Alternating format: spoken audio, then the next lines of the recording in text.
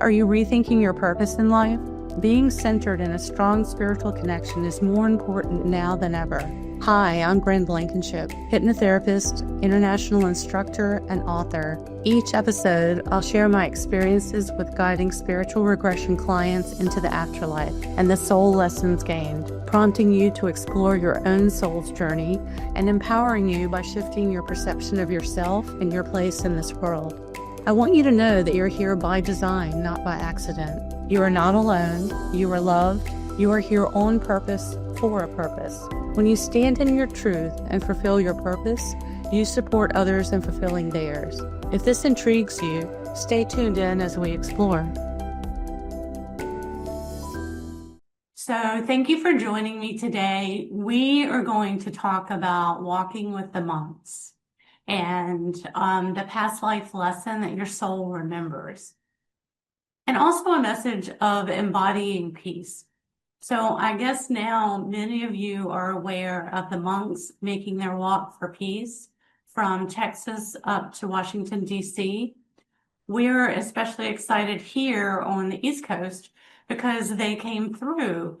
They came through North Carolina, through Raleigh, up through Lewisburg, into Virginia, Richmond, and they are making their way to DC. And so these are familiar stomping grounds for me, and it's really exciting to have them come through and then to have that awareness go out into the world. So what are they really doing, right? They are an example of embodied peace. They are a prime example of that. And, from my work with clients, I know this isn't their first lifetime working with this. These souls are working on the mastery of mind over matter, mind over situations that are happening in the world, and how they can bring that energy of peace into a chaotic place.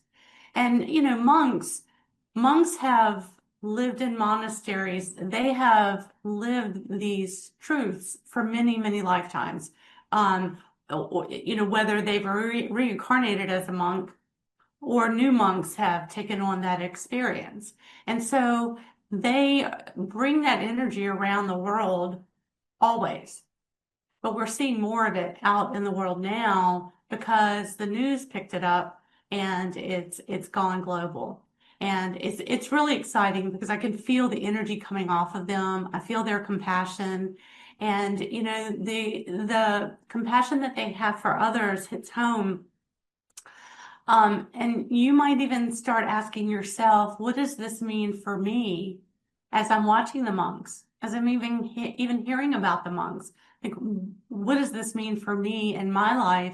And noticing how many people are resonating with the energy of the monks. So how does knowing this help me now? So we're going to talk about the monks. We're going to talk about some of my past life regression clients, and then bring it together to show you some things that we have already been sharing on the show, the things that you can bring in to help you as you're moving through life and building a nice, strong foundation for you to come back to. So, we're exploring that past life wisdom, but how does that help me in present day? So in my book, The Limitless Soul, and when I'm talking about my stories in the book, I don't want to give away the whole story because then what's the point of reading it? But each time we pull out we extract different pieces that are relevant to what we're talking about in the show. And then I remembered that I have 2 case studies in the book of clients of mine that had past lives as monks. So first we have Juniper, a Tangian monk in a past life, and she's helping clients to, in the past life, she joined a monastery and then went on to help others in the village by what she learned in the monastery. But between lives, what she does is she runs a spiritual rehab. She actually comes to Earth for a vacation, so to speak, because it's really intense what she's doing in the spirit world as a soul. And she's helping extreme souls when they return home. So she comes to Earth also to experience and explore and to help others. She's always helping the underdog. She's always looking out for other people. And she even became a hypnotherapist and a past life regressionist in current life to help with that exploration of humans, humanity, how souls experience the planet, how some souls get here and lose that connection to the point that they become extreme souls.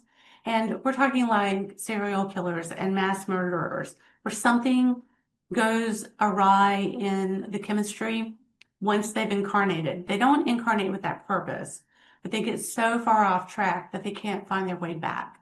And when they die and the soul goes back home, the soul remembers at a soul level, the soul needs a lot of healing to help them with what they've done, because they know what they've done. They're not being judged, but they know what they've done, and they go through an extreme process to rehab them. And in that rehab process, it is reparenting them. It is taking them back to their origins as a soul to help repattern that lifetime that things went off kilter. And we're not talking about a soldier that kills someone or a police officer that's put in a situation where they have to kill. We're not talking about that. And there's something to be learned through all of these experiences, right?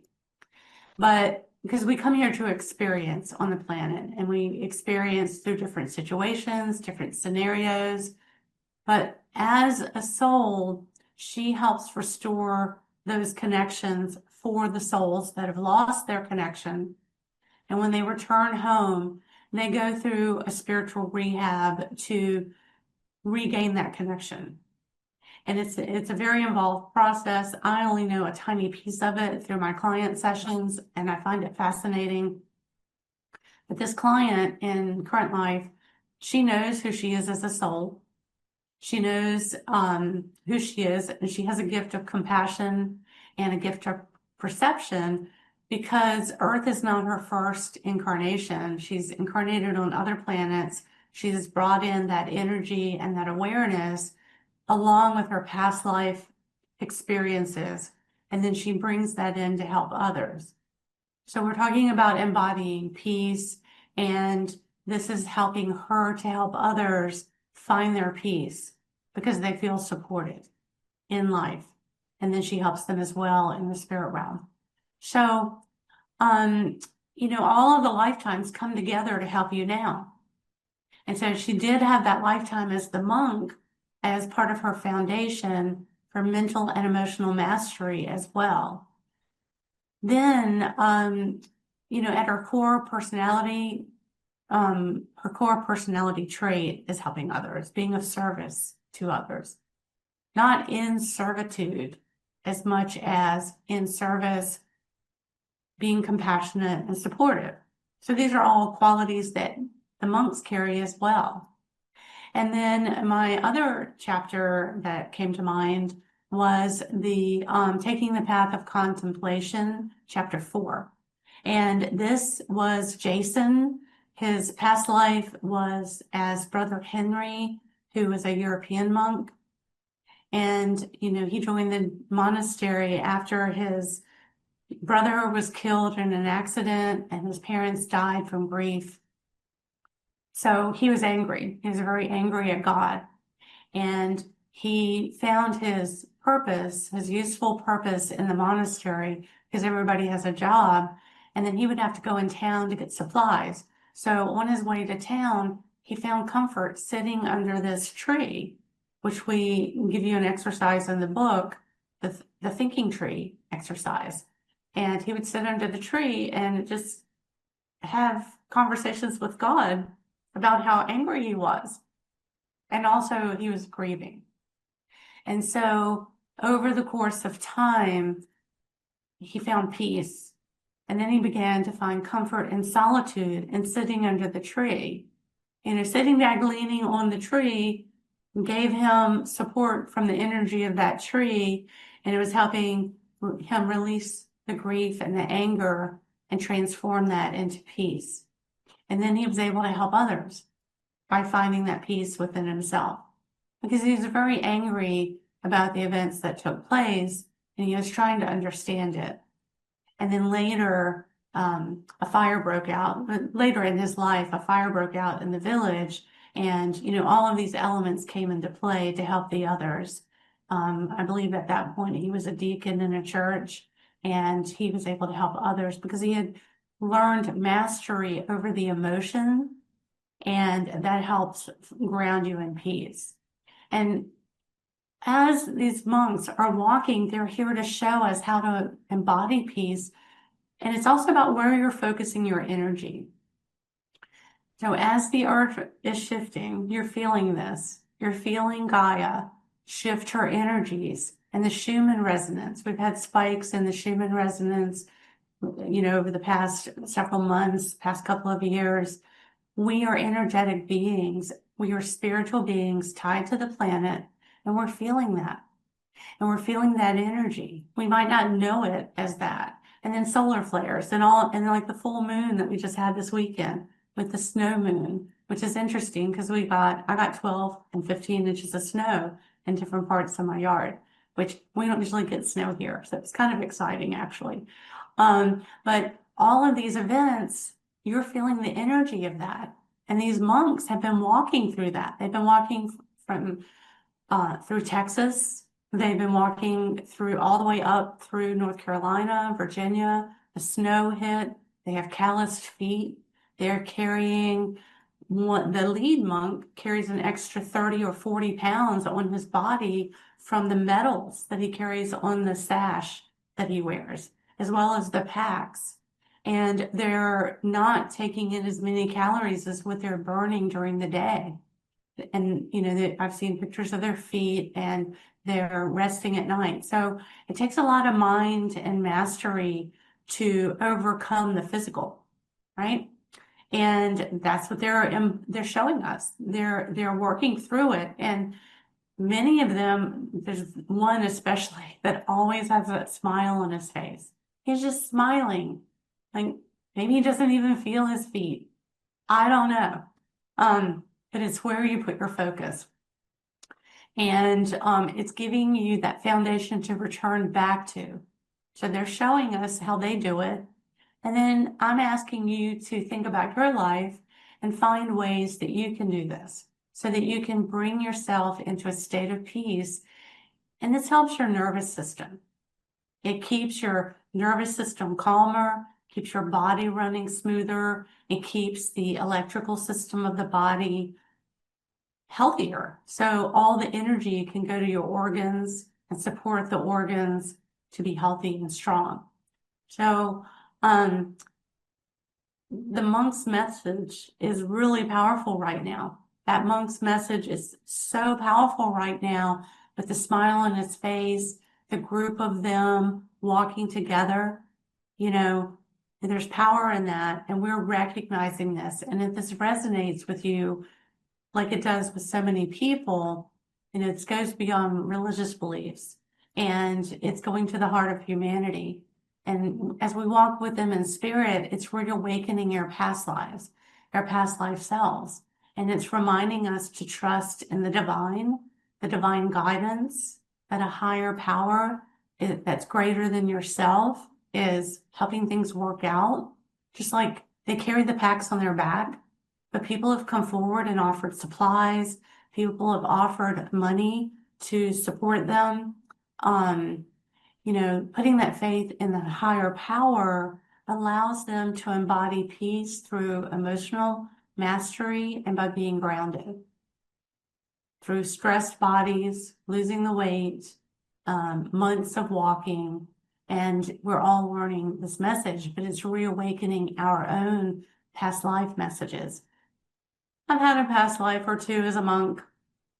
It's reawakening some things in me as well. And if this resonates with you, it's a sign that you're an old soul. It may be that you were a monk in a past life, but if it's resonating, this message of peace, it is something that you have carried with you in other lifetimes. and you're carrying it now. And, you know, there's the one monk, I want to say this. There's the one monk who they all started their journey together back in Texas. And then one of the monks and another person were struck by a car, and the monk lost his leg in that accident. He has been in the hospital recovering with he lost his leg. He's forgiven the person who did this, and I believe they were texting on their phone. I think that was the story I read. But he's forgiven that person and focused on healing, because his ultimate goal is being able to join the other monks at the end of the journey in DC. So his focus is not on anger. His focus and his training are on getting to the finish line with the others that I started with, even if I don't have my leg. I can't even imagine. I can't. But this is an example of putting that mastery in play, and then his body is able to heal because all the energy is not being burned off with anger. Okay? So, that everyone started the journey together. He took a different path than the others, but each of the monks on that journey has a individual journey that they're experiencing as well while they walk. So this was what he is here to show us, and it's really putting his belief system into practice the way I see it. So embodied peace is the message here. And it's not just a mindset, it's a soul imprint, and it's an energy. So as they embody this for us, as they show us this, or others who are out in the world, showing us these acts of kindness and compassion, it's awakening that frequency within us. It's reminding us of that, and it's helping us to awaken that frequency in us so that we can reset our nervous system. Each of us is going through challenges. Each of us has experiences, but we learn through those experiences. And remember, your soul set up these experiences for you to experience when you came here. Why else come if there's nothing to do, right? But the challenges that you get through are helping to shape your energy as a soul, as a spiritual being of light. And, just like the diamond is a lump of coal that, through the pressures of the energy, form the diamond and shape up the coal, you're being shaped and your energy is being strengthened because of this. So it's a frequency that you can connect with, and then you can bring that into your life moving forward. And just like the monks, awakening these memories in you, helping you to stay grounded, think about how they were born into the world of chaos, just as we have been, but they were drawn into stillness and clarity. They don't preach it. They're not out there to preach. But as others observe this in them, it's helping to shift, and then others are drawn to that peaceful energy. So you can embody peace yourself. How can you do that at home? Think of ways that you can bring more peace into your life. And as you do that, you're shifting your energy. As you're at home, you could walk in the woods, you can walk in the park, you could take a walk by the beach, by a pond. I always like a body of water when I take my walk. You can stand by a tree. You can hug a tree. You don't have to wait to be in the redwoods to hug a tree. You can find a tree near you. Just lean up against it and let the tree lift your burdens off of you, and feel that energy of the tree, and send your stress. The tree can take it off of you and send it down into the core of Mother Earth, and then feel Mother Earth's energy rising up in you, strengthening you, so that you can get up and go through your life and do the things that you want to do. and that empower you. When you can learn to shift your focus more easily and more readily, you can move out of places that in the past would have gotten you stuck. As we move forward, we bring all of our energy into now. We release other people's energy and we stand in that moment and we're strengthened by it. And you can just stop, tune in, and listen. Listen to your soul's guidance. Listen to the messages that are coming through. You don't need someone to preach to you. You don't need someone to tell you what to do. You were born knowing what to do, and just stand in your energy and feel that. And then listen. Listen to the messages that come up. And as always, your guides are never critical. They're not judgmental. So if that's what you're getting, that's not your guides. Learn to release that, take a deep breath, exhale that, and then move back into your center and listen. And the more you do this, the more you practice it, the clearer the messages will be. Because the earth is shifting, and as she continues to shift, there's going to be more that you're going to feel. And as you feel this, you need some tools that can help you to fall back on. And as you practice this, it can be simple. You can do it in a matter of seconds. You can reset your mood in a matter of minutes and not take on the stresses. You might be rattled for a moment, recognize that, and then shift out of that and move forward. And let that strengthen you, let that ground you, and carry you forward. So the monks are somewhere in Virginia. I haven't checked in this morning, but they're beyond Richmond, but I don't think they've made it to DC yet. I think they get there next week. But as we all watch them, let it help light up the messages inside us from our past lives. Let our soul remember what we need to remember as this ignites it within us, and carry that message forward in our energy field so that when we're interacting with others, with our families, with our, coworkers, people that we see throughout the day, we are in a space of peace. And then we ignite the peace in others. And if we're in a state where we need some help, their peace helps remind us of peace. And then we're just spreading peace throughout the world with just our energy. And this will help, with the chaotic energies that are out there, this will help counterbalance that. So thank you for tuning in today. You are listening to Bryn Blankinship and the Afterlife Teacher. And if this idea of past life regression, hypnotherapy, past lives interest you, go to my website. We've got the new classes up for 2026. We have the intro classes in February, March, and April that lead to level 1 at the end of April and level 2 in May. Level 1 is hypno skill sets, which leads to past life hypno regression as the next one. And if this is something that calls to you on your path to purpose, contact me. We'll get you signed up, and you can be helping others explore their past lives and how they help you now. All right? Until next time, thanks.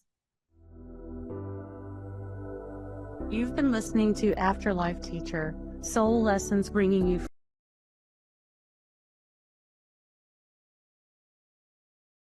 Tune into Transformation Talk Radio for more discussions of the soul's journey across different lifetimes and soul lessons gained, helping you to consider the deeper reason you are here.